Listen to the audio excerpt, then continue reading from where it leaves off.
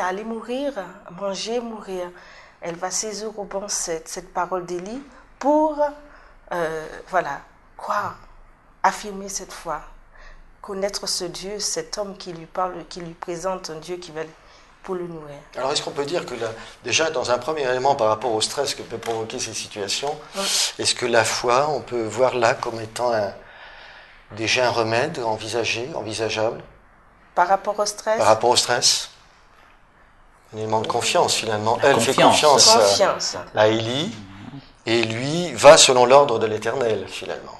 Lui fait confiance à Dieu, elle lui fait confiance. Dans la parole prononcée. Voilà. Et elle va découvrir Dieu, on va le voir un peu plus loin, c'est ce que tu disais tout à l'heure, où elle va découvrir l'homme de Dieu, même si elle n'en est peut-être pas la conviction là. Il faut des preuves là, quelque part. Donc les choses s'arrêtent pas là. Mais en tout cas, premier miracle, l'eau ne manque pas dans le pot, la nourriture est là, est présente, et ils vont pouvoir en bénéficier déjà pendant un bon moment. Maintenant, la vie d'Élie continue avec cette deuxième étape, notamment, et qui est liée à la vie de cette famille. On apprend que le fils de cette personne est malade, une maladie si violente qu'il en vint à avoir la respiration coupée, si bien que Élie se sent dans l'obligation d'intervenir auprès de cette femme. C'est ça. On peut lire le verset 18, si vous voulez bien, l'un d'entre nous. Sa mère dit à Élie, « Prophète de Dieu, pourquoi m'as-tu fait cela? Es-tu venu pour rappeler mes fautes à Dieu et provoquer ainsi la mort de mon fils ?» Voilà, donc là, il y a un reproche, elle a été l'objet d'un miracle, devant ses yeux par rapport à la nourriture. Donc, cette femme aussi, encore à nouveau, s'interroge par rapport à cette situation. Voilà, et j'allais dire, il y a une démarche en cours de foi.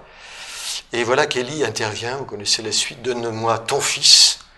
Il lui prit du sein de la femme, le monta dans la chambre. Il demeura là, dans cette chambre, couché sur ce lit. Il invoqua l'Éternel. « L'Éternel, mon Dieu, est-ce que tu affligerais au point de faire mourir son fils ?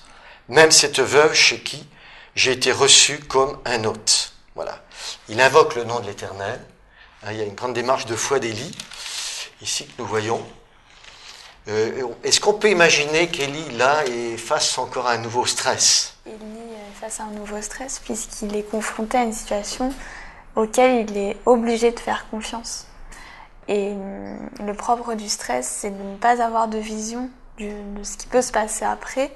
Tandis que là, la foi lui donne la possibilité d'entrevoir un futur et une résolution au problème, en fait. Tout à l'heure, oui, effectivement, on reviendra là-dessus par rapport à ce que propose Jésus. Par rapport à ça, effectivement, comme tu le dis très justement, le stress, souvent, c'est qu'on est tourné vers soi par rapport à certaines situations dans lesquelles on se trouve, des circonstances. Ça a peut-être un rapport avec autrui, une situation donnée qu'on subit, finalement. Le stress est lié à un passé, le passé d'Élie, à ici et maintenant ce qu'il vit, et puis, comme dit Sibylle, c'est l'espérance dans son Dieu. Donc, ce 3 temps, le stress joue bien souvent sur ces 3 temps. On ignore, on ne sait pas ce qui vient, on sait ce qu'on vit, c'est la pression. Et puis après ce qu'on a vécu, notre corps et ainsi de suite, prend un coup. C'est ça. Merci. Oui, effectivement. Il faut prendre du recul. Et alors la prière, là, va être quand même quelque chose qui va aider à mieux, j'allais dire, gérer cette situation. Et vous connaissez la suite quand on lit le verset 24, par exemple, la femme dit à Élie, « Je reconnais maintenant que tu es un homme de Dieu et que la parole de l'Éternel est dans ta bouche est vérité. » Voilà, il y a eu quelque chose qui a confirmé ce climat de confiance, sûrement cette démarche d'attente dans laquelle elle était. Voilà, alors voilà la deuxième étape forte. Alors c'était un deuxième temps fort, et la vie d'Élie est remplie de temps forts, j'allais dire, de temps rempli sûrement de stress, le stress qui finalement réclame toute une attention. Alors dans le stress, il peut y avoir de bons aspects comme de mauvais aspects. celui qui stimule. Là, quand on a un stress, par exemple, dans une période d'examen, ça peut arriver, hein, quand on est étudiant, eh bien, ça stimule, ça permet de concentrer son attention sur la chose donnée. Hein, mais là où ça peut être à risque, c'est quand le stress se prolonge et qu'il commence à épuiser toute notre énergie et qu'on n'a plus recours à nos réserves pour y faire face. Puisque ça tourne, le texte tourne autour de la pluie, de l'eau, Ouais. on peut aussi considérer le stress comme la pluie bienfaisante, le bienfait du stress, on a besoin, c'est pas toujours négatif. Et puis après, quand la pluie devient intermittent, il y a l'inondation.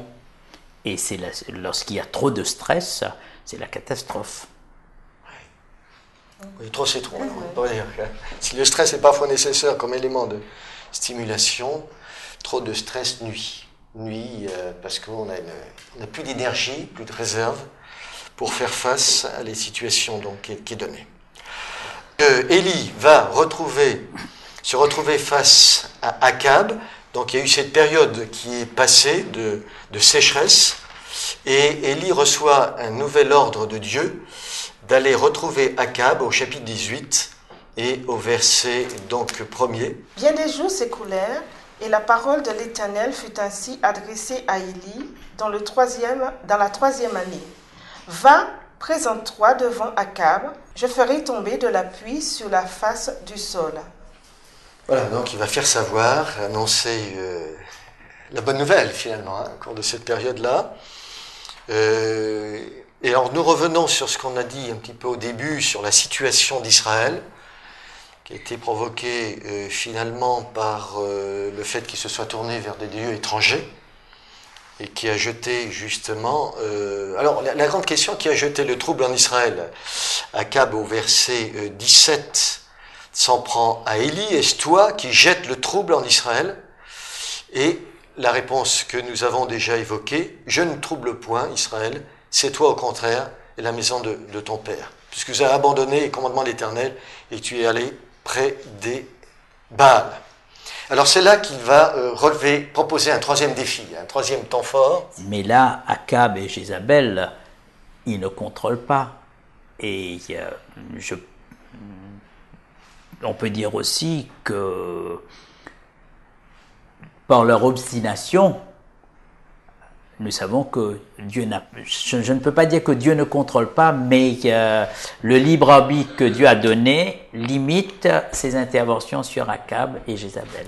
Sur les éléments, il avait plein pouvoir. Mais sur Akab et Jézabel... il faut une certaine réceptivité pour que Dieu puisse agir donc, dans ces situations. Alors, le respect de la liberté que Dieu a donnée limite ses interventions.